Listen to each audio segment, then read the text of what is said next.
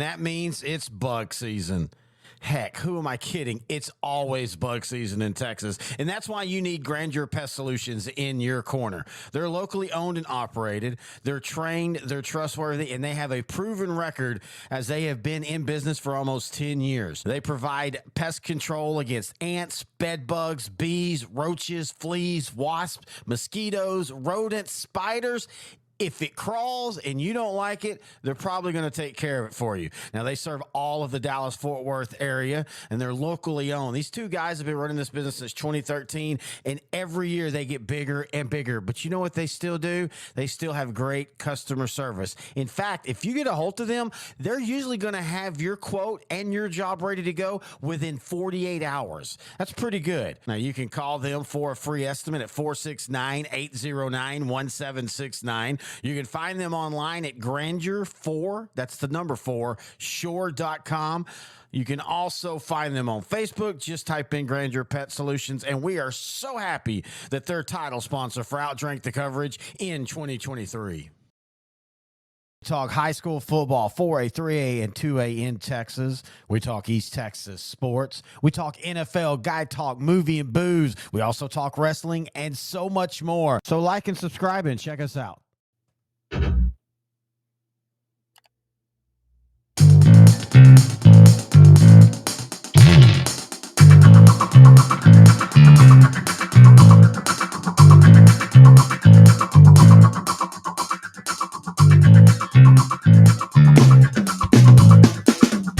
1970s were good to the Dallas Cowboys as they shed next year's champs with not one but 2 Super Bowl titles and 5 overall trips. They became a cultural icon, the face of the NFL and America's team. But they also had a target on the back. And that's what we're here to talk about today. The 1970s Dallas Cowboy rivals right here on OutDrank The Coverage's A Look Back.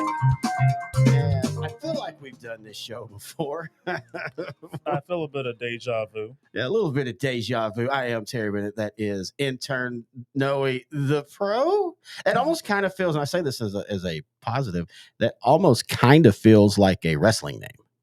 Oh, If you think about it, intern Noe the Pro. the Pro. Kind of have like a Miz type storyline where you're really talented and all, but you're kind of goofy and, you know, like you're weird. But anyway, that's not what we're here to talk about today. We're here to talk about the 1970s Cowboys on A Look Back Season 2, brought to you by Grandeur Pest Solutions. And so we did do this show. We had some issues, technical issues. We also had some copyright strikes that were so many. Like you can only fight so many, and then you risk like hurting your channel. Yeah. And so with the issue, and basically what the issue is, the system that we use, we have a playback. That's how we watch the videos. I forget to mute sometimes, and I forgot to mute them, so we were talking over it, and so it actually works out fine. And I actually don't mind doing this show again because this show was fun. Like we had a blast. I think we talked an hour and 43 minutes. And we could have easily gone like further. This is, and it's weird. The 70s for either one of us are not a time that we really remember. I have very little brief memory flashes of certain things Cowboys wise in the 70s, but really for me, it starts in the early 80s. You didn't even start watching football till 93, yet both of us, I think we eat up all the 70s NFL films and stories and documentaries that we can find. I mean, John Facenda helped out with that a lot, just with his voice, and then just a lot of the great. That's a good point. Yeah, just a lot of great characters from the 70s, especially on the Raiders. Yep. You know, early 70s with the Dolphins and the Chiefs, Hank Stram. Yep. So it was just throughout the whole 70s. I mean, it was just kind of like a great era. And then the quality of video improved in the 70s as well. So. Yeah, I think that's something that nobody really talks about, and that's a really good point. You get color. You get slow motion. I mean, one of the most famous NFL films is Old Man Willie Brown interception for the Raiders against Minnesota. And the guy that was shooting in the end zone all the way down just happened to you pick when you're now with NFL films, even in the 70s, they probably had 3 or 4 and like, okay, you get the secondary. But like, even when you see these people that are individually shooting, you just pick what you think is going to be shown. Grant does it when we're watching, when he wants to get some footage of games we're at, he'll just try to pick certain plays where he thinks he knows what's going to happen and focus that way. And that's what happened on that film. And it's just beautiful. It's a face shot of him running 80 something yards for a touchdown. That's just really, really cool. And I never even thought about that. I mean, NFL films, yes, but also just the technology and it. I literally sent you a picture from 1975 Monday night. It was the Rams and the Eagles, and I said, if this isn't the 70s in one picture, and it's the color. I think it's the color pops so much more in the 70s. Yeah, I mean everything just there's a certain hue or That's a way. style for each decade. I think the 80s was more like, I don't know, foggy a little bit, or nighttime, a lot of nighttime bright light games. But yeah, it's just one of those things that just sticks with you and you keep watching, and they're fond memories. And Steve Sable, NFL films, like you said, they contributed a lot to it. But having the sideline cameras picking up players saying funny things, Yep. just feeling the passion. They weren't making as much money, Yeah. but the passion was there, the hard hitting was there, and it. I wouldn't have wanted to lived in the 70s, but I would definitely love to have been watching some of those games live. I could have lived in the 70s until 1999 or 97, the first time I truly sat down at a computer and visited the internet, and that just changed everything. You're like, okay, I don't want to leave this world. Before that, I could have lived in the 70s. 70s have been fun. It was simple. I mean, and it was, and by the way, every decade's simpler or not as simple as the decade before. That's the negative of technology. And it's also, that's the negative of population gains like we've seen. I laugh so much when people in Texas high school fans, they want to go back to the late 70s, early 80s when only 2 teams made the playoffs. Yeah. And I'm like, you can't do that now because you're not taking in effect the difference in population. So when people say it's watered down now, it's really not. The 4th place team percentage wise teams are not making the playoffs more now than they did in the 70s. It seems like that because there's 4-2, but the population growth has evened that out to where the percentages are still about the same. And so people don't take that into effect. But anyway, so what we do on these look backs, we look back. And we're going to look back at the 70s Cowboys and their rivals. Why is it just the 70s? Well, that's because this look back is the top 5 rivals of the Dallas Cowboys in the history of their franchise. And we wanted to have some honorable mentions. And so we decided that the best way to do honorable mentions was by decades. Just for each show, you like the 60s for the first show. It was going to be the 70s for the 4th place, which is the Green Bay Packers. We're going to record that next month with all the changes we made, and so on. But then you and I were like, man, the Cardinals, they were not only rivals of Dallas forever, they were in the NFC East for 25 years, but also they were a thorn in the Cowboys' side. And then it just kind of been like, well, I mean, if you're going to go just 70s, you're talking 5 to 6 teams. And can we really do that in just a 5-minute blood? Is it really fair to talk the Pittsburgh Steelers and their 2 Super Bowl games in the 70s and just the class versus class style, all of that about that? Can we really put that in 2 minutes in a 5-minute segment? And so we decided, you know what? There's 6 teams. Really, there's 5. We wanted to throw the Raiders in, and we'll explain that here in a minute. There's 5 teams that I would say in the 70s were the biggest rivals of the Cowboys, even over the Redskins, maybe not, but that was even, they were up and down. George Allen had them in a Super Bowl. They were really good in the early, and then they kind of dipped in the mid, and they had a little bit of a resurgence in the late 70s. But really, it's Joe Gibbs that got them into that consistent, where they were beating Dallas on a consistent basis. So anyway, so these are the teams, and as we always do before we begin, enter Noe, the pro. How are you doing? And what are you drinking? I'm doing well. Thank you for asking. I'm drinking IW Harper. It is a straight bourbon that was aged in bourbon barrels for 4 years, and then it was finished off in not Caribbean cask, Cabernet Sauvignon cask, which is a red wine. Yeah. So it has a little bit of a sweetness to it. Really just you really taste it when you're drinking it. It's like dark cherry flavor. It's really, really good. It was something I've never tried before until I bought it recently, and I love it. It's very good price wise. It's under $50. A Total Wine. I would definitely recommend it to anybody. How about you, buddy? How are you? I'm doing well. What are you drinking? I'm drinking what I always drink: Good Night Loving vodka. Taking it a little bit slower tonight because again, we're actually recording this on draft day. So we're going to do this show, have some drinks, then go get some lunch or order some dinner, whatever you want to call it by the time we get through. Probably watch something, and then we got to be back out here for the draft. And last year, the draft went, I think it was 5 hours. It was long. It was really long. It was fun, though. I remember last year we were worried that we weren't going to be able to talk enough for a 4 or 5 hour show. That was a big worry because it was going to be a live show, and you were just worried about all the dead air we probably would have. And then it ended up because I thought we'd be drunker than Cooter Brown, which, I mean, to be fair, we were. Just passed out snoring for the final two. I mean, I really thought we might be there. I'm trying to go to last year to see it.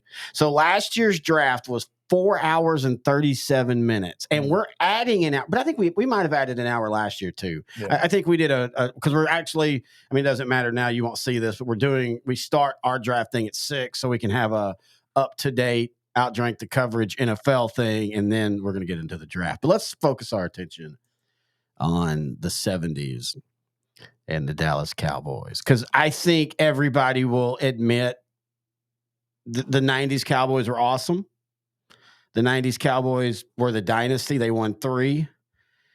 The 90s Dallas was not loved as much. The hardcore fan base of Dallas loves the 90s Cowboys. But the 70s Cowboys, I see more times than not on all the sports pages and stuff, when somebody is an older fan will be like, well, I wasn't a Cowboy fan, but I respected Tom Landry. I respect whatever. You didn't have that with the 90s.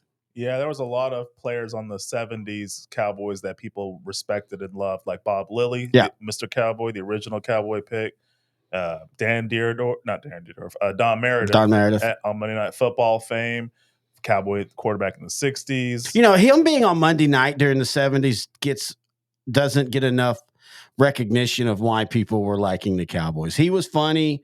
He was gregarious. He told a lot of stories about the Cowboys. He was very well known for always rooting for the Cowboys on air. And I don't mean like people think now where they'll try to claim that Romo or Aikman, they're Cowboy lovers. No, they're really not. If you actually step aside, they're very down the line. He wasn't, but he did it in such a fun way. Like nobody got mad at him. I mean, I'm sure there were some that were like, "Oh, shut up, Meredith," but like my mom. But he was always talking good about the Cowboys. And then we talked about this before many times, and I think we even talked about it on the 77 show last year. The show Dallas. I don't think people understand what the show Dallas did for Dallas and for the Cowboys. It was a phenomenon in the especially in the late 70s. It was a phenomenon. 20s of millions of people watched it. We talked a little bit about last time the infamous Who Shot JR episode at one time was the second biggest TV spectacle in the world. And in the beginning of Dallas, right in the credits, I don't know if you've ever seen them, they have some really cool 70s slide credits, and one of them's a flyover of Texas Stadium. Shows the end zone. I can remember as a kid, I would stay up just to watch that intro so I could see that. Oh, that's pretty cool. Yeah, because I don't know why. I mean, I know I was a Cowboy fan, but all of that led to the 70s. You can like it or not, you can dispute it or not, but at the end of the day, it all led to the Cowboys being the team of the 70s, not the dynasty, but the team. They are the team that was America's darling. Yeah. That Tom Landry and Roger Staubach were two guys that were serious, Armed Force veterans, came back, excellent at coaching and quarterbacking respectively. So there's a lot of built-in respect for some of the key players. And then they won 8 division titles during the decade. They went to 5 Super Bowls. 9 NFC title games. Think about that. Yeah. So that just being associated with that level of success is something people like to, and that's over the history of mankind. We like to associate ourselves with or be look up to or be fans of successful teams or individuals. I agree, but I think you have to be fun to watch too. I think for one Super Bowl, you can be ugly, or one championship in any sport.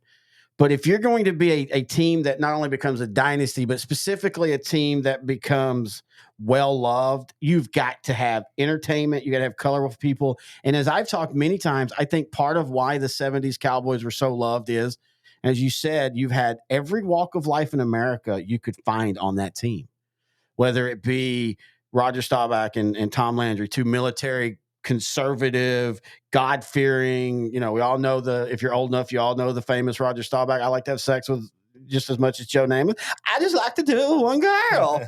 But then you also had the Thomas Hollywood Henderson, the urban, the ghetto, the colorful.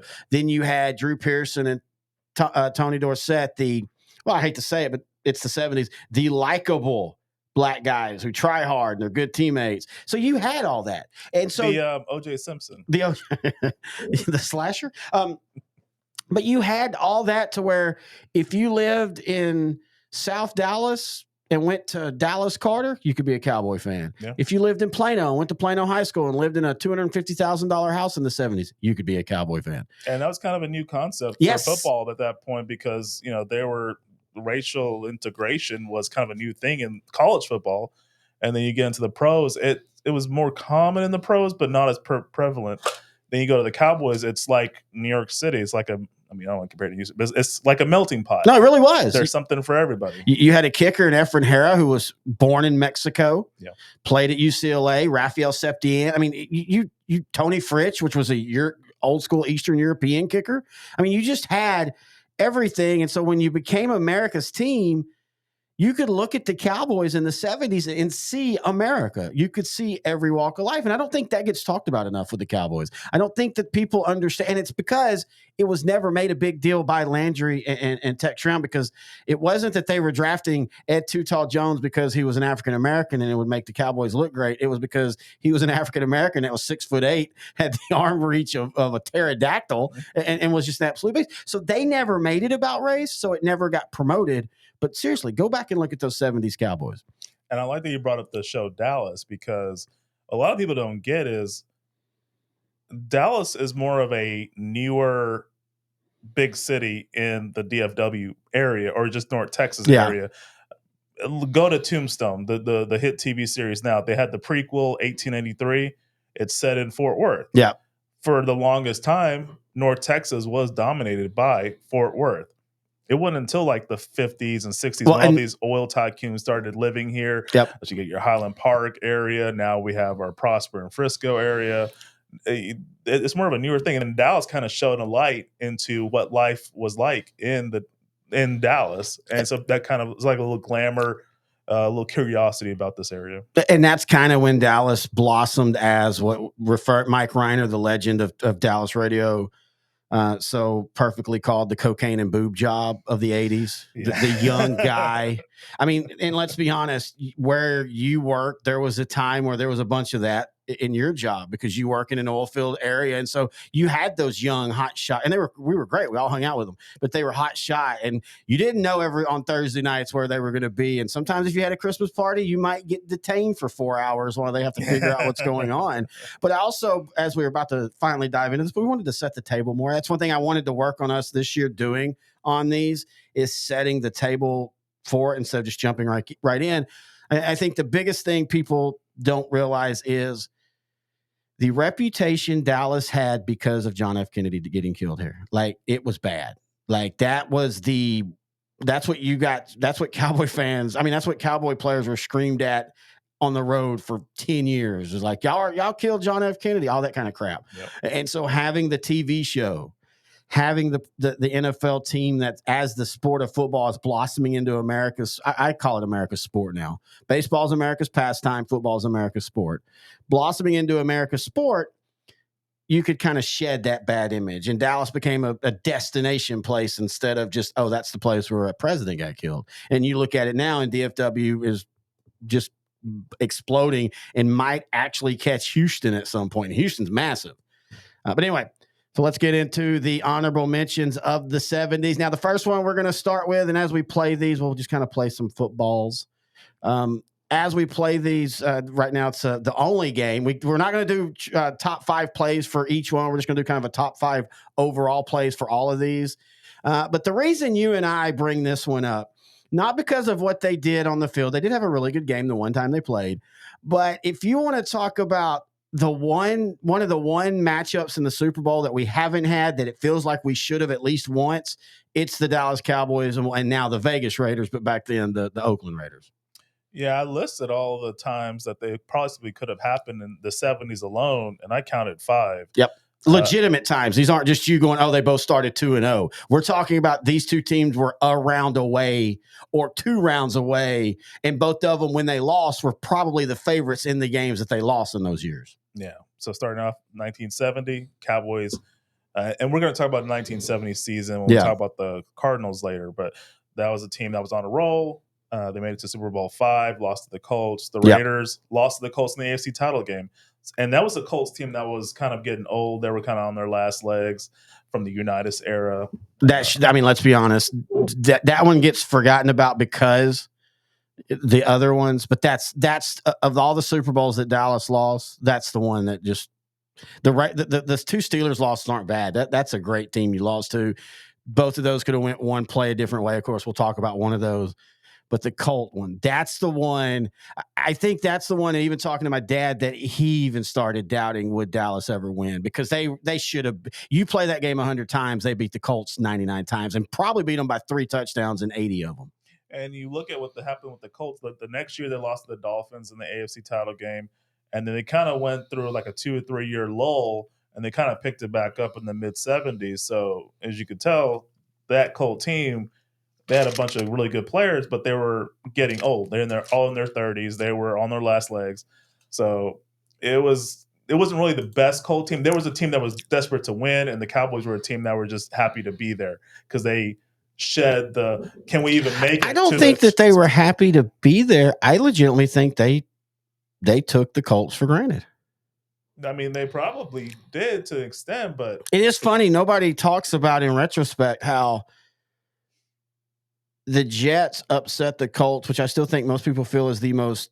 I think maybe the Pats beating the Rams in 2001 might have surpassed it. Or the Giants beating the Pats. Or the Giants beating the Pats the first time. Second time, well, I don't know, maybe even the second time. But you have to realize that, I don't remember where I was going with that.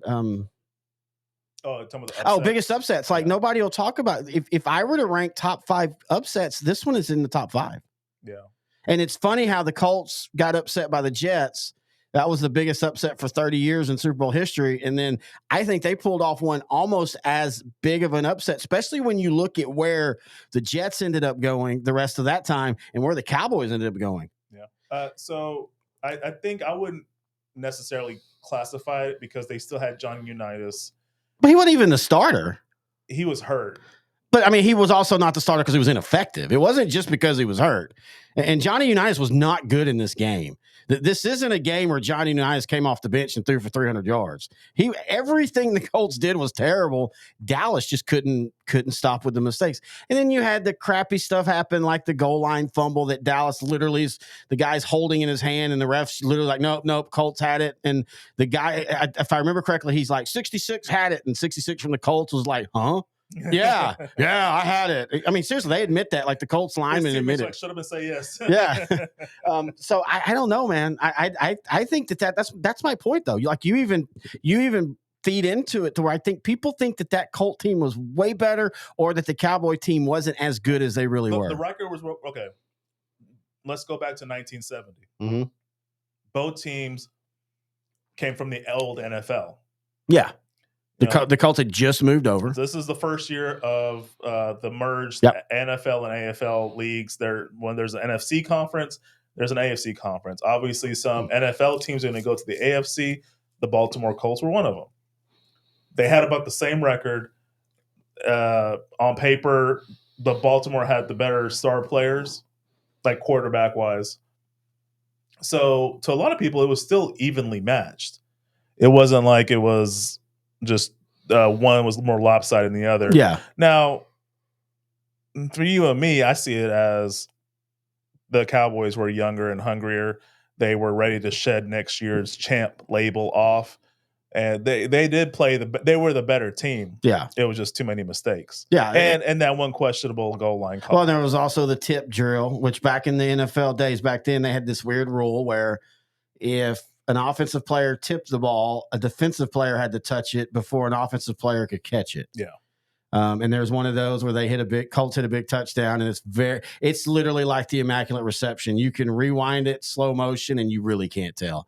either way the call goes, it would have been questionable. Anyway, this is why I love our show. We've been rolling the Raiders clips the whole time, and we're talking the Colts. So that was one example, 1970. The next example I have is 73. Both the Raiders and Cowboys lost in the conference championship games to the Steelers and Vikings, respectively.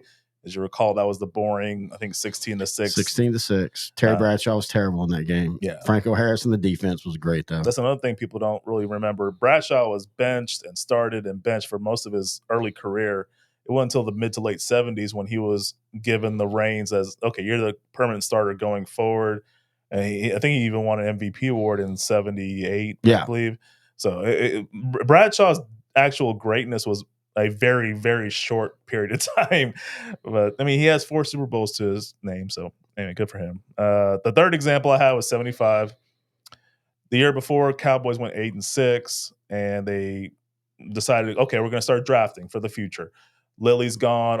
Bob Hayes is gone. All these other stalwarts from the 60s are gone now. Yeah. So they started drafting well for the next 3 years. This was kind of the fruits of the labor 75 season, which we will talk about with the Vikings and the Rams, spoiler alert, later on. Cowboys as a wild card. I think it was a wild card. Yeah, because the Cardinals won the division that season. Yep. Cowboys go to Super Bowl 10. They lose to the Steelers. I think they were the first wild card team to make the Super Bowl. I believe so, yeah. And I think the Raiders in 80 were the first to actually win it. Yeah. Raiders lose to the Steelers in the AFC title game that season. So that was a third example. Fourth example was the very next season. Raiders finally break through. They were the new next year's champs. The 76 season, they beat the Steelers in the AFC title game. The Cowboys actually lost in the divisional round in 76. This was the year before they drafted Tony Dorsett. Yeah. So they were. I remember when we were doing the Look Back series last year, season 1, we were going over the 77 team, and it was kind of cool because you saw them making improvements after 74, but after the 76 season when they lost in the divisional round, you knew they were definitely a quarterback away or a running back away. Oh yeah, and that was it. And then so 77 is the last example I could see. The Raiders lost to the Broncos in the AFC title game. And then the Cowboys won Super Bowl 12 against the Broncos. Another kind of clunk fest of a game, but the Cowboys were the more dominant team. Yeah, I mean, you can make the case that now Dallas was a better team, but as ugly as the Colt game was, that one was pretty ugly. And then it's funny because then the very next time the Cowboys win a Super Bowl, it's the same way, except for it's so dominating. And there's so many Buffalo Bills turnovers. You forget, like, Dallas had a punt block early in the game that could have changed the game, things like that. There's a couple times, and I had totally forgot about this. As many times as I've watched this, you and I will fall asleep to watching stuff like this, and I'll fall asleep watching that Super Bowl. And I forget there's like 2 drives in the first 6 that were Aikman threw should have been possible type interceptions. And then the famous Irvin, and I had never known it until he told the story, the famous catch where he jumps up and throws his leg out. I never realized he was throwing his leg out because the dude broke perfectly. And if Irvin doesn't do that, at best, it's a knockdown. At worst, it's a pick 6, and that completely changed that Super Bowl. Yep. So it is funny how Dallas in some of their Super Bowls have just bit the bit, even though in 2 of those they won. But all right. But the main reason that you and I talk about this one is because if you look at the 70s, outside of the Steelers winning the 4, and they're the dynasty, the Raiders won the most games in the regular season. The Cowboys were America's team. Yep. But also, everything that these 2 programs did were successful, but were the anti of each other. The Raiders were the bad boys, the first-round picks that didn't last for other teams because they either weren't playing well or they were drunk all the time. The partiers of the league. They literally were the partiers of the league. Kenny Stabler joked that if they'd have focused on football as much as they did drinking, they might have won 10 Super Bowls. And so then you look at the Cowboys, and they're the good guys. They're the cowboy with the white hat and everything. And I think I love that. I love both. I've always had a hard time like doing anything, whether it be like when you're playing as a kid, do you want to be the bad guy or the good guy? I want to be both. Like, that's kind of cool to, the idea of being both of them. And so I eat up both sides. I love the Raiders of the 70s. I read Kenny Stabler's book when I was a kid and just fell in love with it. It was when I was 20 and 22 that I learned some of the terms and what they meant. Like, oh, that's what a anyway. So I think that also played a big part. It was good versus bad, but the bad wasn't like evil bad. They were just all the bad side of America. But when they're good, they're fun to watch, and that's why to me, not having a 70s Super Bowl between the Cowboys and Raiders is just wrong. It just doesn't feel right. Yeah, it goes even as simple as jersey colors. Yes. Raiders and the black and silver. That's a good point. Didn't even think about Cowboys that. and Yeah. the white and blue and silver. Owners are one's more reserved in the Cowboys, Murchison, and then Raiders have Al Davis, very outspoken. We'll say that. May he rest in peace. May he rest in peace. But yeah, they still were both successful. Oh, the head coaches, John Madden versus Tom Landry. Like there's two just different styles. Now, John Madden was a great dude, but John Madden was very much of the 70s. John Madden was loud. John Madden, weak, and he also bought into the Raiders. It's us against the world. Yep. And so he would be the guy that, week to week is ranting about how they're getting screwed. He was the Mark Cuban of head football coaches. Like every other week, Madden, but he was working a style. And the funny thing is you can also say that both teams left Super Bowls on the table. Now, for Dallas, you've been to 5 and you won 2. It's not the worst. But for the Raiders, if I were to give a somebody that doesn't know anything about 70s football, if I were to give out all the stats of the Raiders, winningest team of the 70s, highest scoring team of the 70s. I think second most comeback wins in the 70s. Cowboys were first. All that, and I'd say how many Super Bowls did they win in the 70s? You think at least 2, maybe 3. Yeah. They went to counting the Packer one. They went 60s, to 2. Yeah, they went to 2 and they lost 1.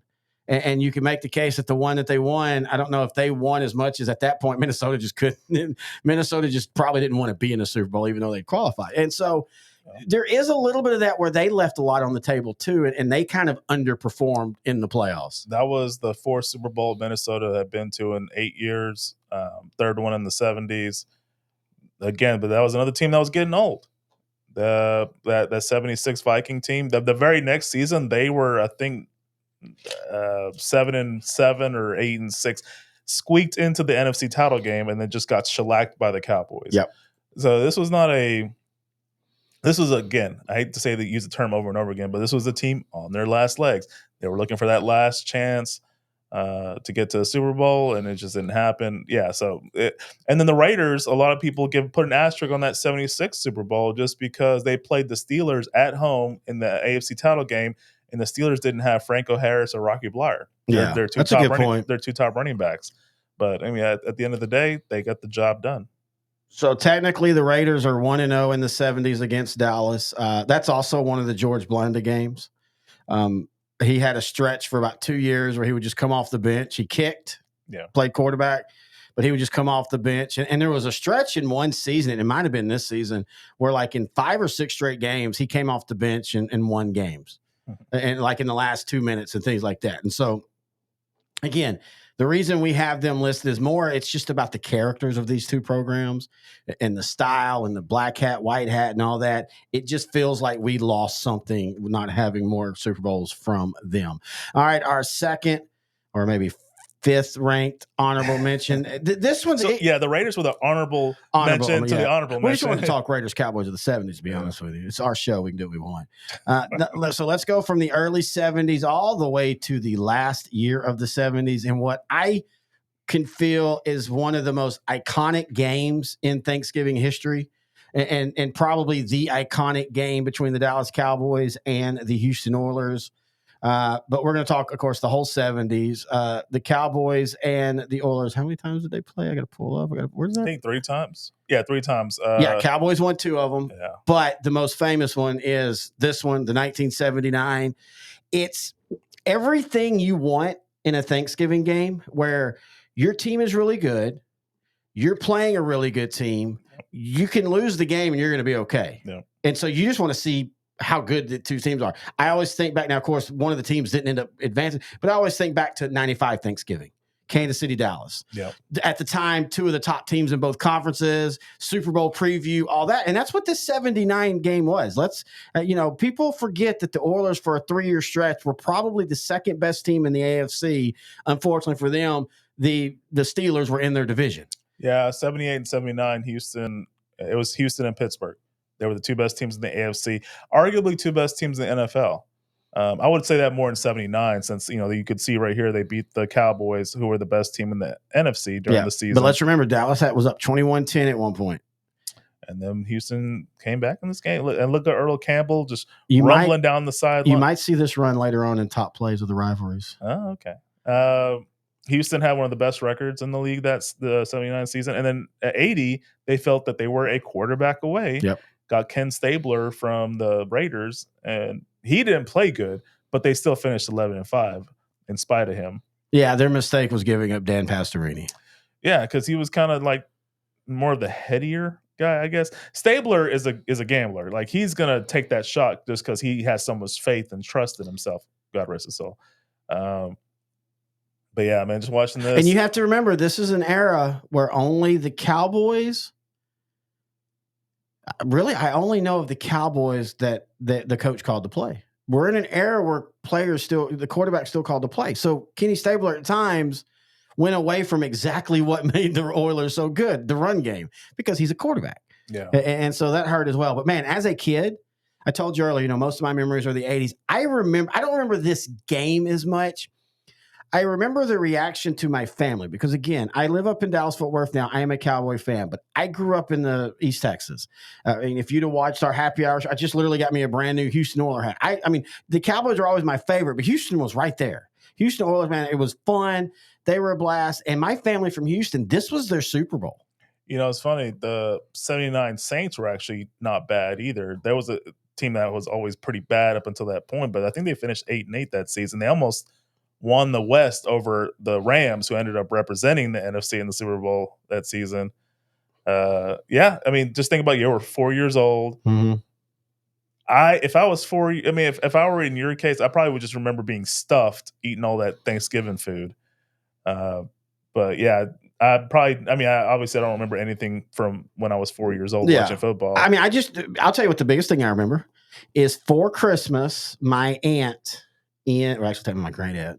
my great aunt in Houston, they got me. So I guess they tried. I had one of the cowboy kid suits, the helmet, the fake pads, and then just the 33. Yeah. Well, I guess at Christmas, and I imagine, again, this is way pre-internet.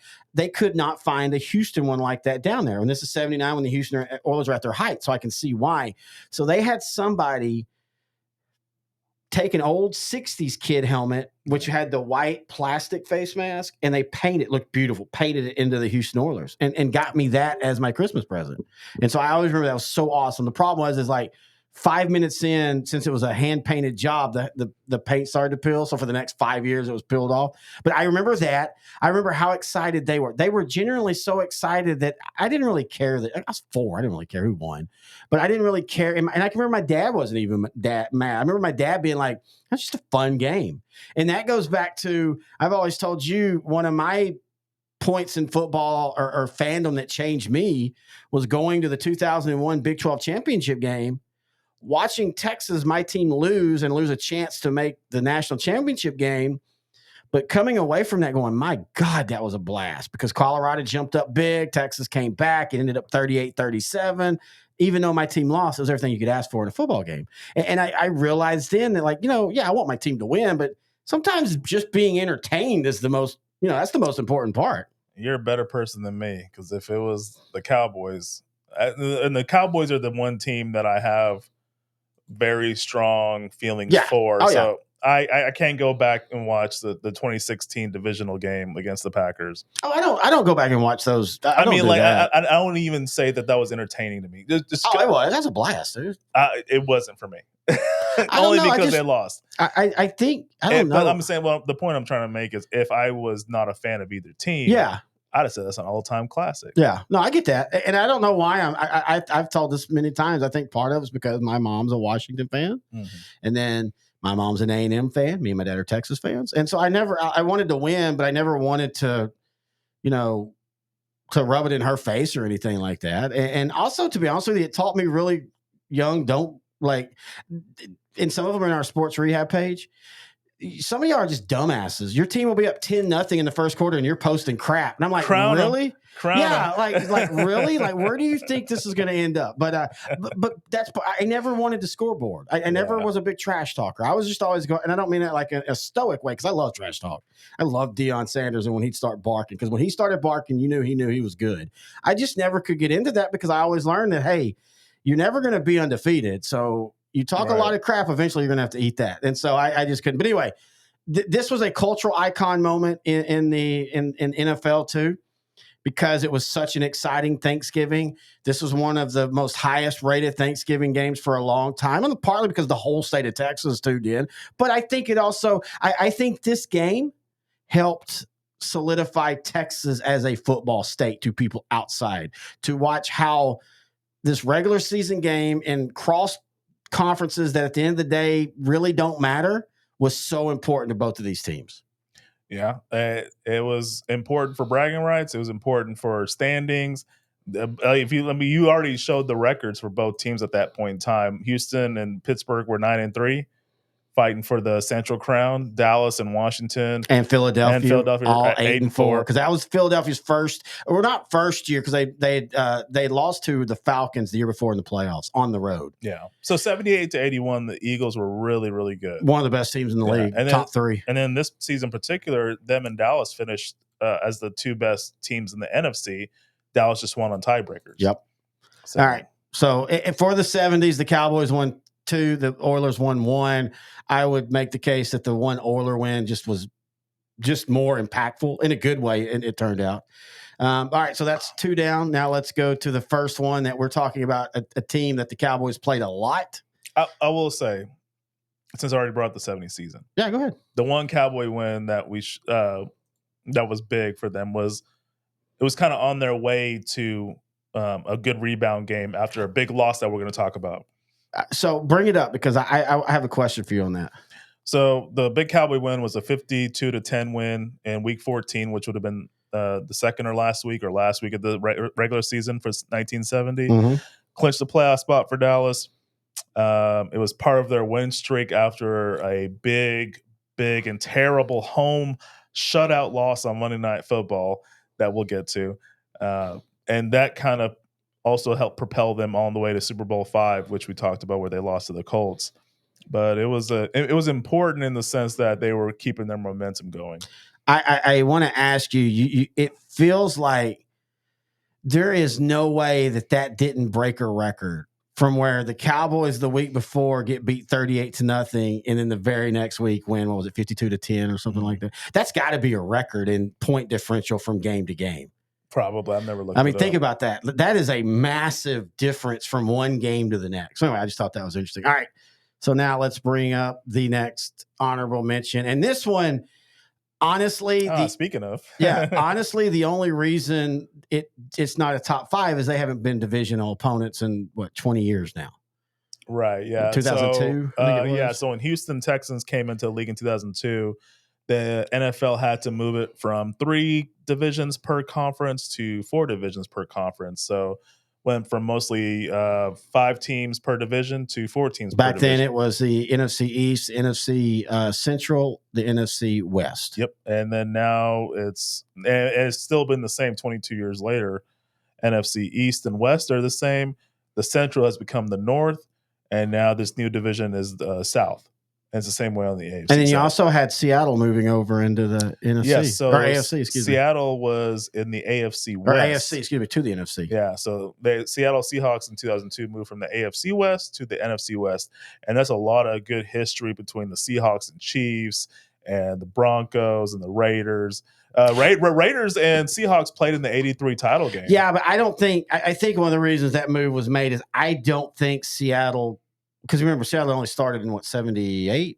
77? I think they came in, no, it wasn't the same year as the Saints. It was 76. 76?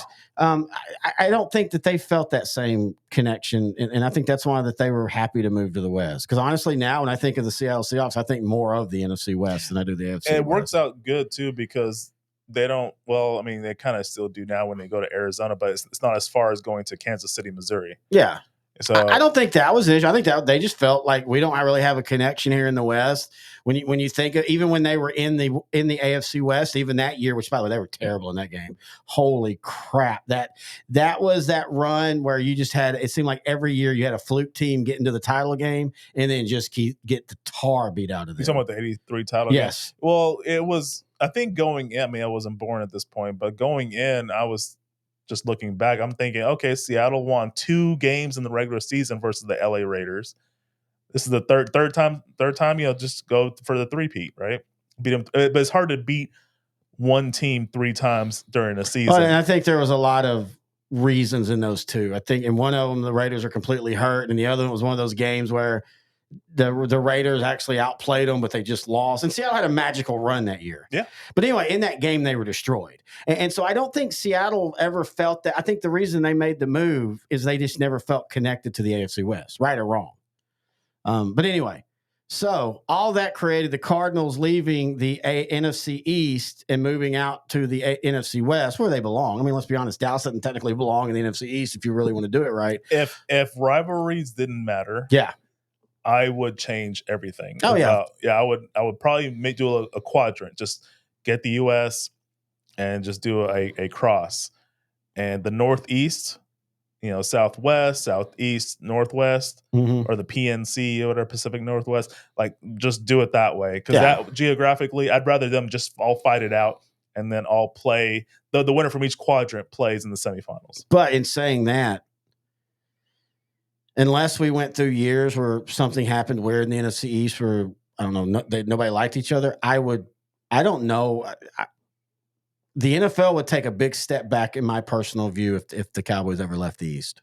Yeah. It would not be the same. It would not. I mean, it would legitimately not be the same. The funny thing is, if that ever happened, I probably wouldn't hate the Eagles as much. Nah, we don't want that. Because it would just be historical. Historical, I remember we beat the crap out of each other for so many years. But it would have been where enough time has passed where I just don't really care anymore. Maybe that's what it is with me. Because I don't really hate any other Philadelphia team. Yeah. I really like the Flyers. I like the Phillies. The 76ers I've always liked. Especially, I love their uniforms. They're always been, well, the Sixers had that weird phase in the 90s, but a lot of people had. Everybody had that weird phase in the 90s. Yeah. Houston Texans are in that weird phase now. We'll talk about that on the draft. Yeah. All right. So against the Cardinals in the 70s, the Cowboys were 14-6. They lead the all-time series 56-35-1. The Cardinals lead in the one playoff game that thankfully we do not have to talk about. That you will talk about a game I will never go back, and that's one of them. I can go back and watch the Aaron Rodgers. I can go back and watch the Dez catch or not. I can go back and watch the Dwight Clark catch. I cannot go back and watch that 1999 playoff game because you want to talk about a team that Dallas dominated in the regular season, and the only reason that they lost is because the Cardinals were the one team that were like, you know what, we're going to blitz them till they beat us. And that offensive line in 1999 just was not built for that. And so, anyway, let's go back to the 70s. The Cardinals in the 70s are the quintessential almost their team. They were always 1 or 2 players off. They also always played in a division that was just consistently 2 teams and them. Now, those teams would rotate. It was Dallas and Washington, then it was Dallas and Philadelphia. St. Louis was the one constant, but they could never quite consistently win these games. And it's not like Dallas was blowing them out. There are some years that they did, but for the most part, the Cardinals were the team that was that not quite as good thorn in the side of Dallas for years. They're the ones that, as we're watching this 1978 regular season game, they're the ones that made Dallas wear the blues almost every time when they went out to St. Louis. Man, I love that the current Cardinals are going back to that all white. Well, they went to it last year. They're not going back to it. They went back to it last year. Well, I mean, just say it right. So sorry. But man, everything else about their jerseys suck.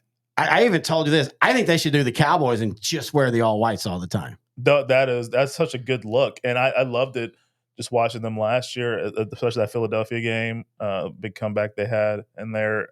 It looks so good. And a lot of people, so when I grew up in the 90s, the Phoenix Cardinals, Arizona Cardinals, they were not good. They had a couple of decent years of Buddy Ryan and Joe Bugle, but that was really it.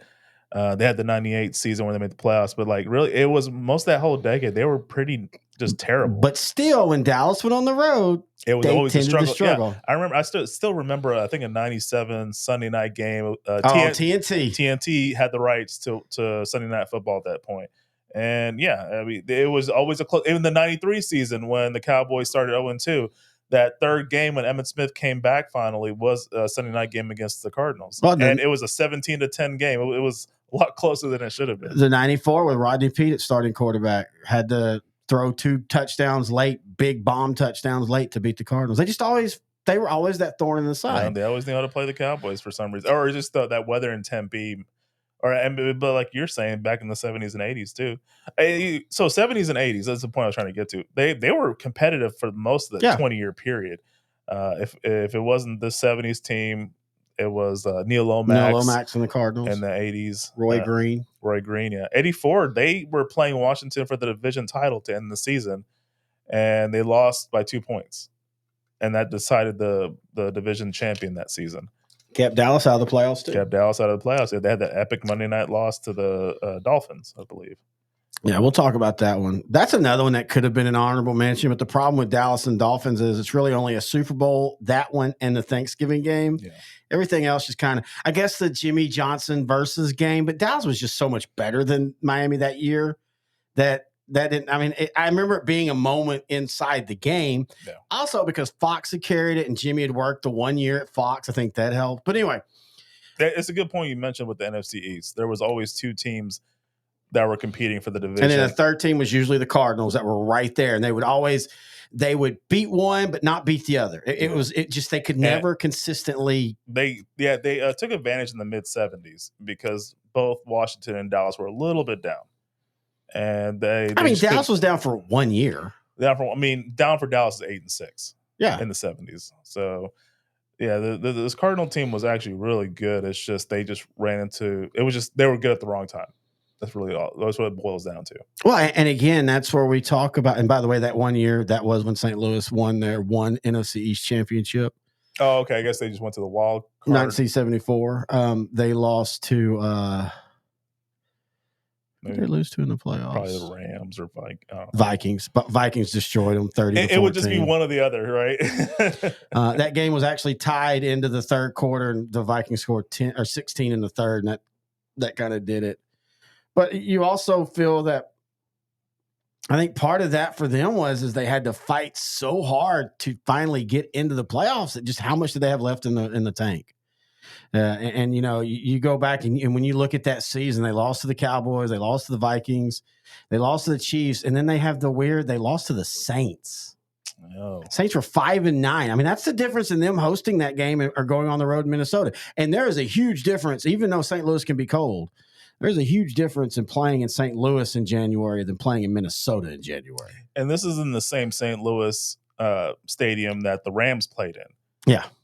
This is an open door facility. So, yeah, it could definitely get cold in St. Louis, Missouri. But not like Minnesota, though. Definitely not like Minnesota. And Minnesota. also Minnesota was on natural grass. I could see St. Louis struggling in that. Yeah, the Vikings didn't move into the Metrodome until 81 or 82. Yeah, 82, I think it was. Yeah, I think 82 was their first game there. I can't remember. But anyway, so for me, and I know you don't have you have no memories of the 70s Cardinals, but you at least kind of get that same thing in the 90s where whenever you went out there, you tended to struggle. Now, the difference was whenever they were in Dallas in the 90s, Dallas usually dominated. In the 70s, they usually won comfortably, but there'd be a couple times where St. Louis would trip them up at home. Yeah. You had talked a little bit about it before, but the biggest win for the Cardinals in the 70s was that Monday night game because that was supposed to be showcasing Dallas. And, they're just having to play the Cardinals. And the Cardinals were good, but that was more about Dallas. And then the Cardinals not only win, but they go out and dominate. Yeah. Yeah, it was a Monday night game. St. Louis won 38-0, if I'm not mistaken. Yep. It was week 9 of the 70s season. This was one of 2 seasons, the other being 1989, the 1-15 Cowboys season, where the Cardinals just shut out and swept the Cowboys. To me, doing the research on this, I think this is a big win because of the aftermath of what happened after this game. This was a team that went in there on a roll. I think they allowed 6 points to the defending champion Chiefs. They had another shutout or two in between. After this game, they won only one more game. So it's like they just had a major letdown after week 9. Won one more game. They finished 8-5-1, barely made the play, or they missed the playoffs. Meanwhile, the Cowboys, they didn't lose another game until Super Bowl 5. The Baltimore one, yeah. Yeah, so they just went on a roll. But it got so bad in this Monday night game that fans started chanting for Don Meredith to come out of the Monday Night Football booth, put some pads on, just maybe take off Staubach's. He wouldn't start in this game, but take off Staubach's pads, just give it to him and let him go in the game and score at least something to make it respectable. Yeah, I've asked Dad about that, and he's like, I don't really remember a lot of it. I just remember Dallas couldn't do anything. St. Louis just was flying to the ball, just all that fun stuff. And so, I mean, but that's literally the Cardinals in a nutshell in the 70s, almost. Yeah. They're one of the teams that I talk about now that we don't celebrate the good teams that don't win Super Bowls. Like you're either the top team in the league or you're trash. Like there's no in between anymore. And we've lost that nuance of the 70s Chargers, the early 80s Chargers, the early 80s Cowboys, the 70s. The early 80s Chargers are getting some love with that missing rings. Yeah, but heck, that's been 10 years now. Yeah. Nobody remembers that anymore. But at least someone mentioned it. For a while there, no one was really talking about them. Or really, the 79 Chargers was really good. That was the team that kind of got it started. Which, by the way, their head coach, Don Coryell, the same coach for the Cardinals. Built the Cardinals. Yeah. That built the Cardinals in the 70s. Yep. And that staff had a lot of people that moved on, like Bill Walsh, and people that ended up being Joe Gibbs came from the Coryell staff. Walsh, was he the creator of the West Coast offense? Well, he basically took or was he on the team that in the late 60s Bengals that came up with He basically took a lot of what Paul Brown did and then a lot of what Don Coryell did and kind of combined them. A lot of people forget that Joe Gibbs was part of the Coryell staff. He was literally brought into Washington to throw it around. And they tried it that first season and they were terrible. And then that's when he's like, we can't do this. We're going to change things up. And it's not like they stopped throwing it. I think people will think that, I think people that didn't live the moment think that they handed off to John Riggins and only threw 12 times. They still threw the ball a lot. They literally had a wide receiver core called the Fun Bunch and the Smurfs because they were so good and they spread the ball out. But all those principles came from this St. Louis team. And this is one of the things, and this isn't against coach. This is nothing against coaching now. There's only so much you can do in the game. You can only reinvent things. You can't really invent things anymore. This was in the 70s. This is why I think it was so fun. It was still an era where you could invent things. And you saw Tom Landry inventing the shotgun offense too, because they couldn't run the ball and they had an offensive line that was terrible. So let's go back to that. Yeah. Or Don Coryell and then Bill Walsh and Paul Brown going, hey, we don't have to run it for 5 yards. We can throw it for 5 yards and we can still do everything we want. And so, again, that goes back to why I think the 70s is so fun. It was experimental football at times. It was new offenses. And the Cardinals are part of that. And again, this is the weirdo in me. I feel bad that this core didn't at least go to a conference title game or something. To hear, I watched the thing, Conrad Dobler passed away not too long ago, and he was a hell of an offensive lineman. He is the quintessential, was voted dirtiest player like 8 times in a row. He is the quintessential player you think of in the 70s. Yeah. And then you had a Hall of Famer and Dan Deerdorf, and you had Terry Metcalf, who was a really good slash guy. He was a slash before we even knew what that was. And then, as you talked about, you had Jim Hart at quarterback that begat Neil Lomax, that begat Roy Green. And yet they have no, they don't have a championship from this era. I hate that. But it was so fun. But anyway, so that is the Cardinals. Now, this is where it gets interesting. We have 3 left. Strong ones. 3 strong ones.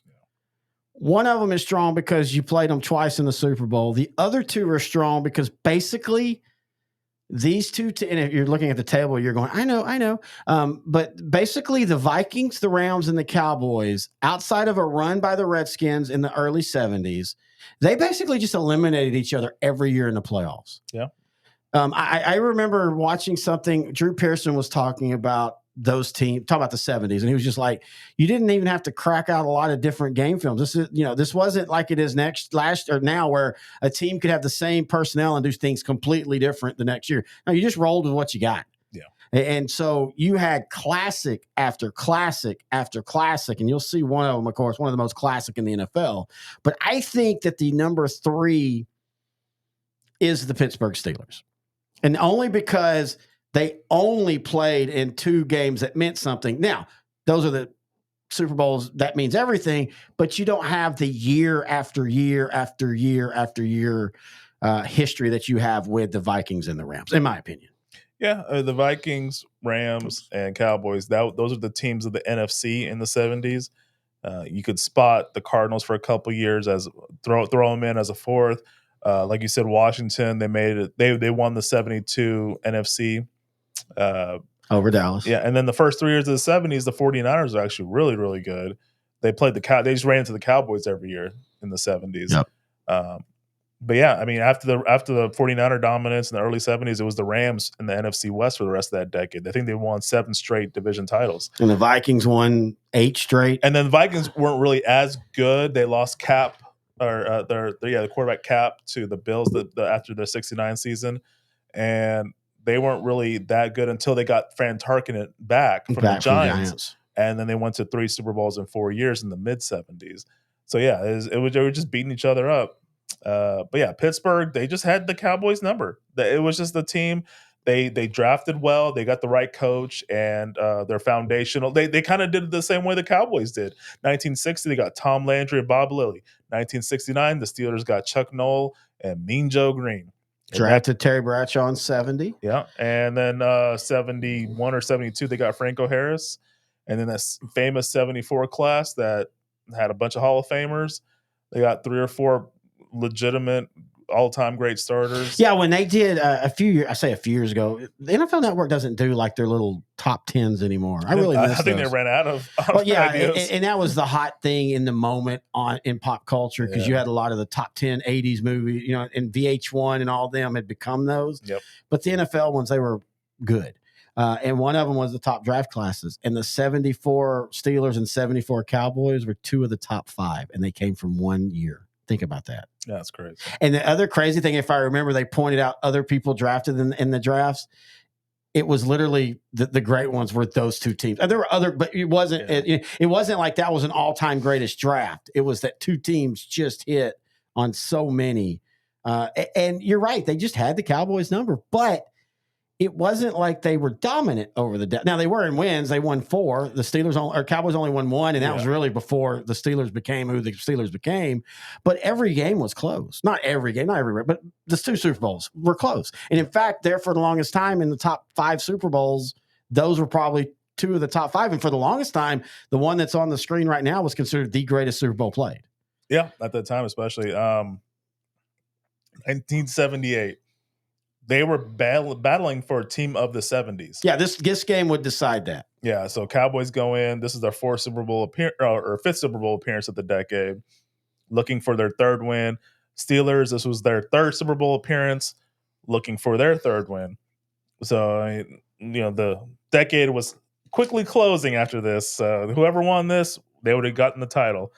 And it ended up being a 35-31 game. Pittsburgh hung on to win, and they deservedly so. They beat the Cowboys 2 different ways. One in 75 being more of a running team, one in 78, as you can see, being more of a passing team. And it was. I mean, this might have been the one game I would have been like, okay, you know what, Cowboys lost, but what the hell? It's so funny. I feel the exact opposite. This is the one I think because Dallas came out and dominated in the first half. They literally, dominated the line. They were pushing Pittsburgh around, and in the second half, Pittsburgh woke up and started. And we'll talk about the Jackie Smith catch here in a minute. Yeah. But I've said this before, though. I think part of what was endearing about Dallas and why they were so lovable is because they did lose. They lost these games. So even though they were the Cowboys who always come back and won, they didn't quite come back, but they didn't get beat 38-3. They didn't get beat. It was a great game, one possession game. If Jackie Smith catches it, we're tied. It could be different, all that kind of stuff. But those games were so good that you, like you said, I agree with that part. You do come back on, man, that was just a really damn good game. But of the two, I feel like Dallas feels that this is the one they should have won. So you would say they went from mythical in most people's eyes to more relatable or human by the three losses they had. In I think they stayed mythical. Well, the first one I don't think counts. No. It counts the Baltimore Colts. No. I'm talking about for like America's team. The Cowboys weren't America's team in 1970. They got coined America's team after this game. And they lost this game because as Bob Ryan was cutting the film to do their season. So back in the day, and they still technically do them, you just never see them anymore. Yeah. Back in the day, at the end of the season, the NFL did about a 30-minute film on every team. And you and I just absolutely love to get a little drunk and then watch a terrible team and how they would make the 1989 1-15 Cowboys seem like they almost had it. They almost were a playoff team. Oh, dude, I'll go back and watch like 91 Bengals. You know, they had just won the division title in 90, and then they just went 3-13 the very next year. Yep. But it'll be something like a young team learns it's and Shula. Yeah. They were talking about Shula coming into the Bengals too. Oh, Mike Shula. Yeah, but it seriously would be like, in 1989, the Cowboys were figuring things out. And they'll show the 1-2 good plays of the season. The Cowboys almost made the playoffs in 1989 if they'd have just won 12 out of the 14. I still remember the 0-1 Panthers. Oh, yes. They were 1-15. They kept replaying their first one of the season was the first game of the season. And that was their only. That's right. They went 1-0 and then freaking went 0-15. Yeah. I forgot about because I remember that was a shock that they won that game. Yeah, it was like, oh my god, because you always overact, react. Oh my god, maybe the Panthers are not. Oh no, they're that bad. And then it's all about looking ahead. Looking ahead. In 5 to 10 years, this team might be 8-8. Now, honestly, it actually was true for them because in 2002 they got Rodney Peete. They got Lamar Smith from the Dolphins. Lamar Smith, old Kane running back. Then they were like 6-10, 7-9 in 2002, and then they went to the Super Bowl in 2003. So one of the most unlikely Super Bowl teams of all time. Again, Stephen Davis helped a lot. Back then. But yeah, so I don't know how we got on the pan. This is what we do when we do these shows. So yeah, so again, I think they were still mythical, but yeah, I do think it made them a little bit more relatable. I do think it made them they're fun to watch, but they don't always because Cowboys of the 70s weren't known as arrogant. They were they were known as arrogant, not as cocky, and there's a difference. They were known as arrogant because they didn't talk a lot, except for Hollywood Henderson. But they had Tom Landry gave you an air about your program. Yeah, the Steelers were the hardworking lunch pail guys, and that played across America too. And this is one of those things. Growing up as a Cowboy fan, I thought this was a heated rivalry, and it was, but it also wasn't. Outside, as you said, the third party fan was like, "Hey, this is just fun football. Yeah, we don't care who wins. Both of these teams are awesome." I miss that. And this game in particular is better than the 75 game. Oh, this still ends up usually in the top 10 to top 5 of best Super Bowls. And I think people have realized that just because you kick a field goal to win a game at the end doesn't necessarily make it a great Super Bowl. Speaking of that Panther team, that was one of the worst Super Bowls in the history of Super Bowls until the fourth quarter. Yeah. And then everything changed. Yeah, the Muhsin Muhammad touchdown. Yeah, was awesome. and then the Patriots answering right back, and it became a great game. Yeah. This was a star-studded. These are like you said, everybody was calling this the game of the decade. This will decide it. And both teams came out and performed. And all these players are typically in their prime or toward the end of their but prime. Still in the prime circle. Maybe not, like late 20s, early 30s. I think people forget, because you hear this about Danny White. People say, oh, he did so much with an aging roster. The first three, that 80, 81, 82, that's not an aging roster. Correct. That's a roster that literally was in its prime.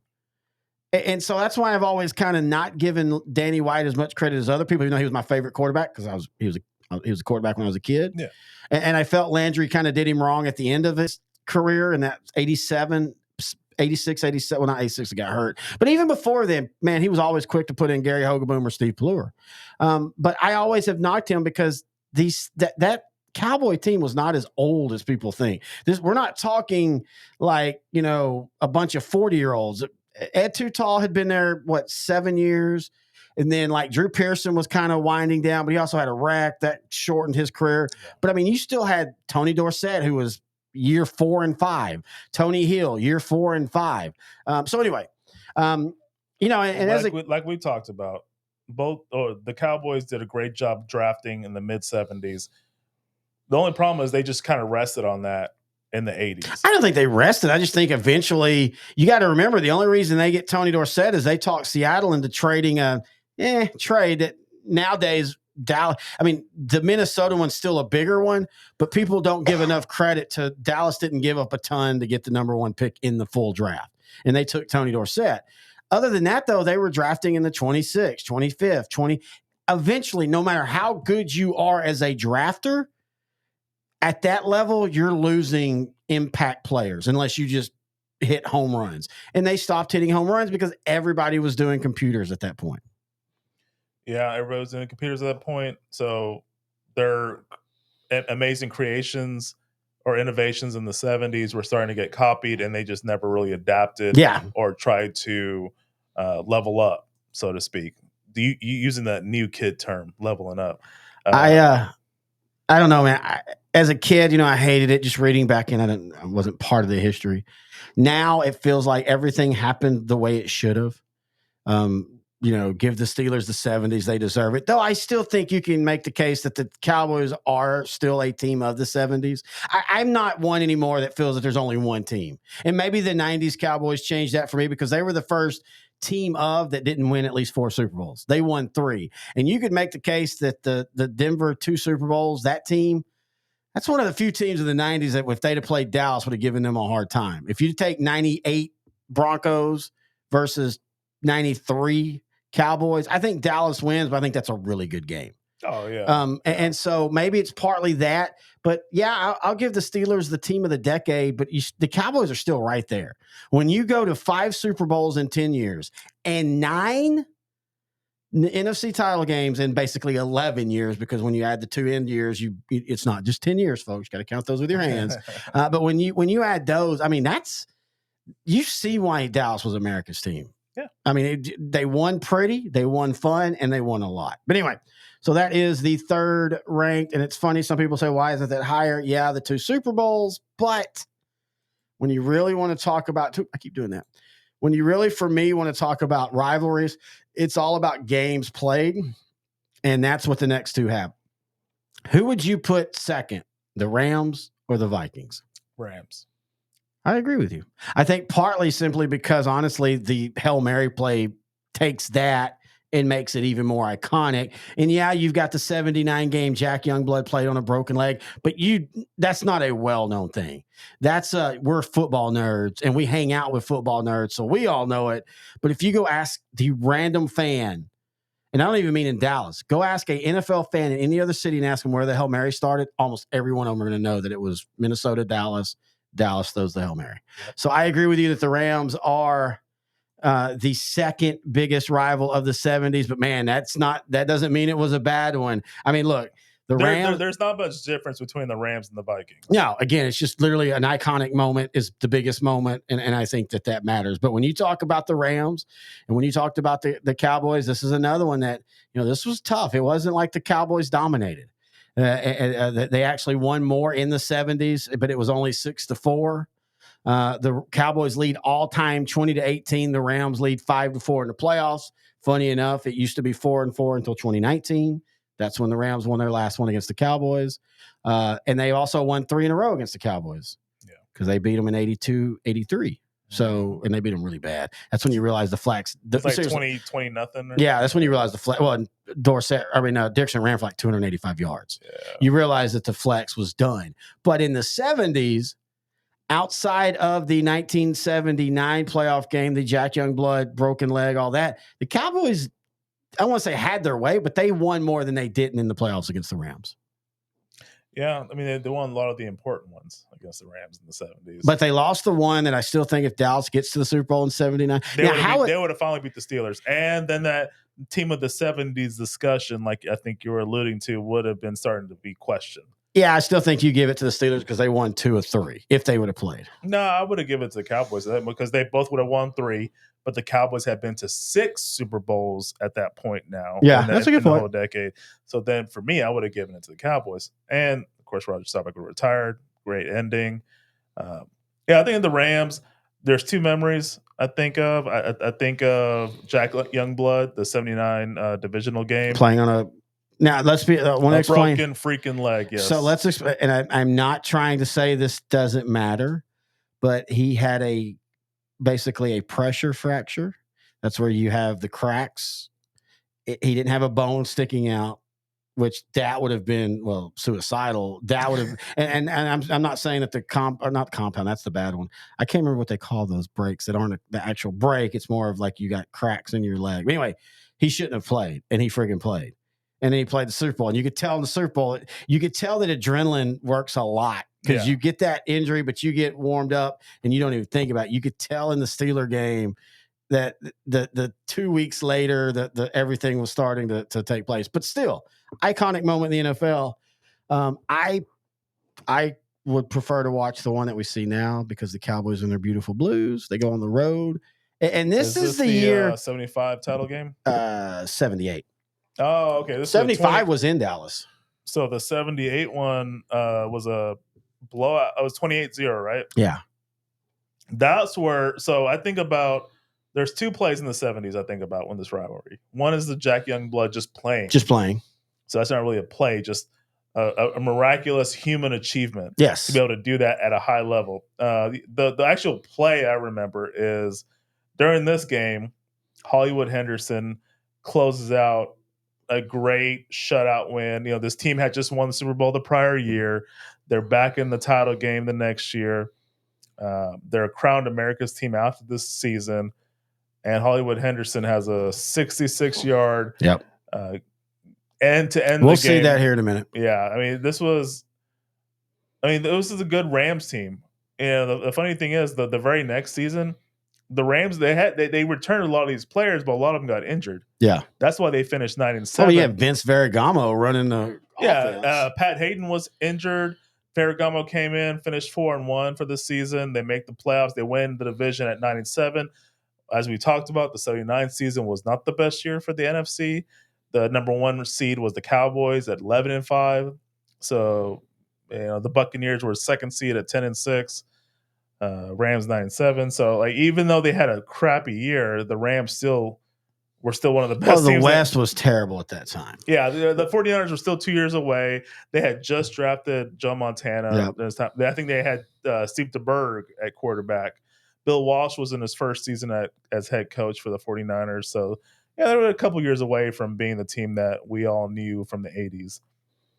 And so, yeah, I just really thought, I was just really thinking about that. I never really put, in my mind, thought about how bad the West was, especially in that last part. I remember they decided the Saints. San Francisco was terrible. The Saints were better, but they still weren't good. They were better. They were just better than what they used to be. They had George Rogers at the time. Yes, good running back. It was good running back. And then I think they traded him the next year. Yep. They went 1-15 and 80. Yep. So that just shows you how important the running back position was during that time period. Well, and they made a couple other choices too. But yeah, you're right. I mean, you had a bell cow running back that kept you in most games. Yeah. So anyway, the Rams are the second best or second biggest rival of the 70s for the Cowboys. And so that means by default, we pick, let me make sure I get the right one. Numero uno. I picked a different game because we all know in our top 5 plays what one of those plays are going to be. So I pick a game in the 1977 NFL or NFC Championship to show. You didn't tell me this. Yeah, I did. We played it last week. Okay. What? Do you not think we did? Yeah, but this is one we played in the last time we played it. Because I saved the help because we're showing the Hail Mary for the thing. You probably did. No. I promise you I did. I've done no other research since we did the last show. And part of the reason I'm not calling you a liar. Part of the reason I wanted to show this is when you think of the 70s and NFC title games, you don't necessarily think about them in Dallas. You think That about is them true. winning on the road. And a lot of people don't realize the rules for It was not like it is now. It's more of like, okay, we're just going to trade it. So this year, this division is going to host. Yeah, there was no that, seeding. Yeah. I mean, there was seeding in the playoff, but there was no seeding when it came to home field advantage. A lot of those examples, the Cowboys, those are good examples of they were the better team or they had the better record, but they went on the road. 72 Dolphins, undefeated team, last undefeated team in the league. They went to Pittsburgh for the AFC title. Think about game. that. Yeah. The Cowboys, and they're not the only one because Pittsburgh had turf, but Pittsburgh didn't have end zones.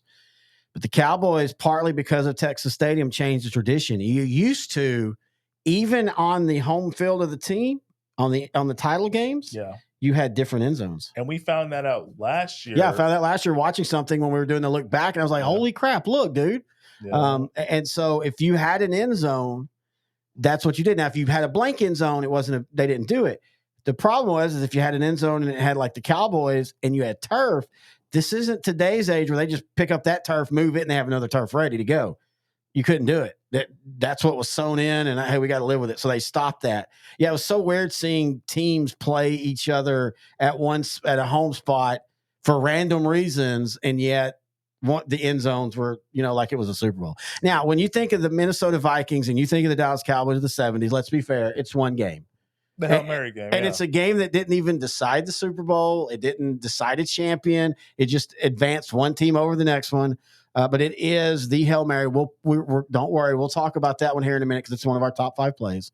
But honestly, that's really all. It's funny because this my dad talked about this was the team in the NFC you worried about the most. And they were always just so tough on the Cowboys. Yet I don't really think of any iconic moments other than the Hail Mary. I mean, you think so? This 77 Vikings team, again, they were not that good this season. It was just a situation where it was either them or the Rams. Yeah. The Cowboys, this was their best team in the 70s. They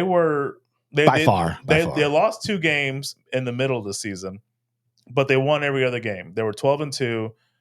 Rookie running back Tony Dorsett kind of completed a 3-year run of great drafting by this franchise. Well, and Tony Dorsett created with can't think of his name now. Preston Pearson, a third down back. Preston Pearson moved from starting running back to third down back. They never really had a term for that. Nobody did that. Again, that's another thing that Tom Landry created that, and no one really talks about that one. Yeah, and literally brought him in just for third down stuff, and it opened things up like the screen game because Preston Pearson was great at that, and that eventually begat Ron Springs doing the same thing. And then you had rest in peace. Yeah, golly, and then Robert Newhouse, he rest in peace. Yeah. You want to know if the Cowboys did? I'm not joking. You want to know if the Cowboys in the 70s did steroids? Look at how many people that died of kidney issues. Yeah. And I mean died at younger ages, not died at 80. That's how you usually know. Yeah. Because that's what steroid, it kills your kidneys, your endocrine system and all that. But anyway, so this rivalry was more of usually outside of the Hail Mary game, usually the better team won. Point to this game, point to the Vikings beating the Cowboys in the 73 title game, 27-10. They forced 4 interceptions from Staubach. That team was on its last legs, as you could see what happened the next year for the Cowboys. I mean, and so this rivalry is good because they played a ton. The Cowboys lead the postseason or the overall 19-15.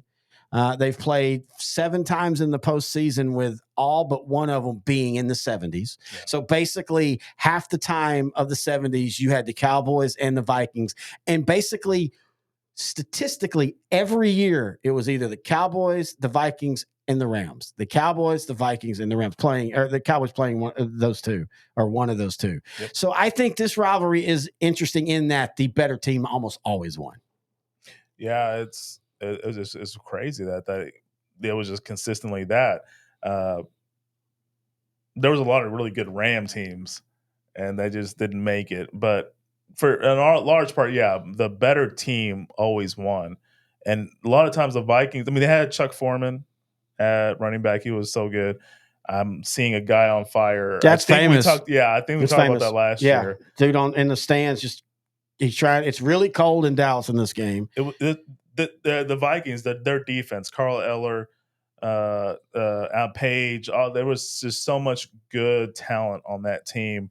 But they were old. They were old, and This was in 77, really 76. They were really old, but it was just a season where Dallas got upset in the divisional, and the Vikings just advanced to the championship. But this 77 team, they were for real old. Yeah. Because you saw what they would drop off to in 78 and 79. Well, let's be honest about the NFC in the 70s. It's all NFC East, and then the Rams, and then the Vikings. Everybody else either had ebb and flows or were just terrible. Yeah, Packers fell off. AFC is where your deeper teams were. Packers fell off after Lombardi retired. Yeah. The Bears really couldn't draft. They never were there. They got one guy right, Walter Payton. Lions never were really there. Yeah, they weren't really there until like the early 80s, where they had that team that could get you 8-9 wins and maybe be competitive in the wild card round, but that was it. Saints were never there. San Francisco was there, as you said, early 70s, but they complete. It's like Dallas and the East are the only ones that always had two teams. Everybody else, you might have two teams, but it was never consistent. Like one year, Green Bay might surprise and win 7 games, but then they'd be back to being crappy. That's a good point, because like you could say that the Vikings and Rams kind of just padded their record. Well, they did, but I think that hurt Dallas too, because you were getting all your tough teams in the East, but you weren't being challenged outside of that consistently enough in the playoffs. And I think one of the reasons why Pittsburgh wins 2 over Dallas is you look at who they had to play. We talk about 79 Oilers. I know they didn't play the Cowboys, but 79 Oilers. You take the 79 Oilers out of the Central Division and put them anywhere else, and they win maybe 13 games. Yeah. I know at one point, I was just reading this the other day, and I meant to write down, that year, I think it was 79, the AFC Central was basically unbeaten against everybody else in the league. Yeah, because the Browns were really good that year too. 79-80, the Browns were really good. Sipe won the MVP the following year, but 79, they were also good. And if I not remember, I think Houston's all their losses came inside the Central. Oh, such a strong year for that. And so you survive that, you go 2 routes. You're either better than everybody else or you're beat up. And the Steelers were always healthy at the most opportune time, except for when the Raiders beat them in that one championship game. Yeah. All right. So that's the Vikings. That's the Rams, the Cardinals, the Steelers, the Raiders, and the Oilers. But we can't end a great show. This has actually been a really good show, too. I'm surprised. No, we can't bring it. We're going to do the top 5 plays. Now, when we do a rival, we do the top 5 plays for both teams because it's easy. We weren't going to try to do that in this. Again, the Raiders and them only played once. Them and the Oilers only played twice. So we just took a top 5 of all of them. And so here we go. We're going to start with the one that you talked about, probably the least known in a game that was kind of blah. This was kind of an exciting end to it. Yep. Hollywood Henderson, who I will contend, if he'd have stayed clean and Landry would have trusted him and used him, could have been easily the next Lawrence Taylor. That end zone. Oh, you love that. When I ask about a good end zone look, that's it right there. That's perfect. The Rams have the white jerseys. They have the yellow end zone with the blue lettering. That's beautiful. And then here, play number 4 is the one we showed earlier, Earl Campbell. And this was a game that was exciting, but there really wasn't a iconic play. It was just a well-played game between two teams. I chose this one because it highlights Campbell, but also this was at that point where Dallas was up 21-10. Yeah. You kind of had that feeling, and I'm going off of what I'm told. I wouldn't know. But if Dallas makes a stop on this drive, you're then talking about you could be up 24-10, maybe 28-10, and we're, this is just another game. And Houston, stuck to the run, and Campbell hit that big play. So that's play number. What I was told. I mean, a team just needs to stick to what they know. Yep. And then this is one of the most iconic Tony Dorsett plays. Yeah. And that's the reverse inside. He talks about that on America's Team. He steps in, reverses, and that's the famous play where Landry, he kept doing that in practice, and Landry kept saying, in no way will that play break that way. It's only breaking that way because our guys know where you're going. And then in the game, it broke exactly like how he wanted it to be. So anyway, so that's that one. And then here is, I think, it's only here because of the Hail Mary. Yep. But this play right here, it gets... let's just watch it. All right. future Hall of Famer. Future Hall of Famer had just come over to Dallas on a 1-year deal. Literally one of the first ever.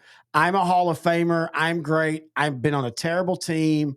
So we're gonna Ray Bork me over here to the Cowboys, and we're gonna win a Super Bowl. Ray Bork's a great reference. Well, because he's the first one in the hockey. Well, he's the first one in the cable era that did it. So everybody, like you, this is really weird because the Colorado Avalanche team, if you know the players, was not a team to root for because they were. I mean, it's hockey. It's rough. If you liked them, if you're a Colorado fan, yeah. But him going over there made them the they were year one after Cuba being in Quebec, and they were a really good team. And then you add him, that was just like the icing on top of the cake, and everybody rooted for him. I don't know if anybody rooted for Jackie Smith back then, but I think people get confused. This was a huge play. I am not trying to say it wasn't, but this doesn't win the Super Bowl if Jackie Smith makes a catch. It ties it. They had to kick a field goal. They were still 3 down. But it doesn't win a Super Bowl by any stretch. And I think that gets lost. Yeah, and you know my philosophy. I don't think any one play decides a game. Obviously, there's exceptions. Obviously, I can't think of them right now. But generally speaking, Dez catch. To me, it wasn't only because the Packers were finally starting to move on offense. I think people forget about that. That game, that play doesn't win the game. I thought when the Cowboys were up, Rodgers was hobbling the whole game because he was injured before this game. I really thought the Cowboys had in the bag, and then he just started to. Well, you're forgetting something. The DeMarco Murray fumble. If you wanted to really pick one play in that game, because if Dallas was driving again, in fact, on that play he had like 12 yards. Yeah, Dallas is driving, and if they score there, they go up 2 scores. And like you said. DeMarcus Lawrence, that was the first game you were like, oh, wow, he can be a legitimate playmaker. Oh, yeah, I forgot about this is where he's talking. I should have hit the thing. It's funny how oh, this old thing called the Hail Mary right here. Well, no, we're getting there. But I was talking about the whole him talking about this. A lot of people, and I didn't know this until finding this video, that he literally ran the same play he did against the Redskins with Longley. Yes. He even told Roger, hey, I'm going to run that same route. Now, the funny thing is I kind of wonder if Roger Wentz, because people don't know the other story of that, is Clint Longley was not a good person. And he was kind of a Longley dick. Didn't like each other. Well, he didn't like Staubach. And Longley admitted later in life, I was just jealous. I mean, it's Captain America. And so he sucker punched. It's Chris Evans. Damn it. He sucker punched Roger Staubach. You don't do that. Well, and they say that the funniest thing about it is he sucker punched him, and like Staubach didn't react. Did you see that video of Jokic's brother hitting the one dude? And Jokic, I didn't see it yet. So Jokic's brother is bigger than him. He's like 7'2". He's massive, and he gets in a fight in the stands in the last game, and he punches a regular old dude. I mean, you can see the dude's face just like do the whole like that. Oh wow! Dude didn't move. He didn't step back. He just kept talking like, dude, and he's real calm. Like everybody was talking about the hit, and I'm like, I'm more scared of that guy. If you can take a hit like that and keep on, like not even like he didn't flinch. There wasn't even a moment where you saw his lights go out. He went, all right, now let's stop. And the thing is, and we'll watch it after we do this show, Jokic, you can kind of see kind of calms down after that, because anybody that's been in a fight know if you give your best shot and the dude doesn't flinch, you're in for a long day. But anyway, I don't know why we get on that. Oh, we're talking about Clint Longley. So anyway, so sorry, I didn't realize that I was laughing about that because I didn't know. This is why I love research. You always find out something you didn't know. And that was one of them. I didn't really know that he literally told him, hey, I'm running the same thing I did last Thanksgiving. Throw me the ball. But this is, I still think, a very much has to be a top 3 play of NFL history. And I don't think it can ever be replaced because it literally created something that we now call something. And we reference it all the time. You even reference it in other shades of life now. Yeah. Like, all right, we're going to be able to fix cars. It's going to take a Hail Mary. The last-ditch effort to try to get a win in this game. That seems out of reach. The Hail Mary. And the funny thing is this is the one time in the series that, to me, the best team probably didn't win. This is the Viking team that might have won a World Super Bowl and a World Series, which would have been amazing. Man, did you watch how Carl Eller hit that double off the wall? But seriously, this was the one Viking team that I felt when looking back, they might have won it all. would they have been the Big Red Machine in '75? Joe Morgan playing defensive tackle for the Reds. So yeah, the better team did not win. I really feel the Vikings were. This is the '75 season. This was the first season any team was a wild card and made it to the Super Bowl. This was this Cowboys team. They had not made they didn't make the playoffs the prior year, and it's one of those. This is one of the first few years that Roger Staubach was entrenched as the actual starting quarterback. There was no quarterback issues. A lot of people forget that. Roger Staubach retired in 1980. He was 38. He didn't really start playing until 69-ish. He did his military commitment, came back to the NFL, kind of sat behind Meredith and Morton, and then Morton and him kind of traded blows for a few years until Staubach was firmly entrenched as the starter. So, yeah, just seeing this here, it's just it was one of the first couple of years where he was permanently the starter. No, I totally agree, and you're right. He really only had 6 years as a full starter. Yeah.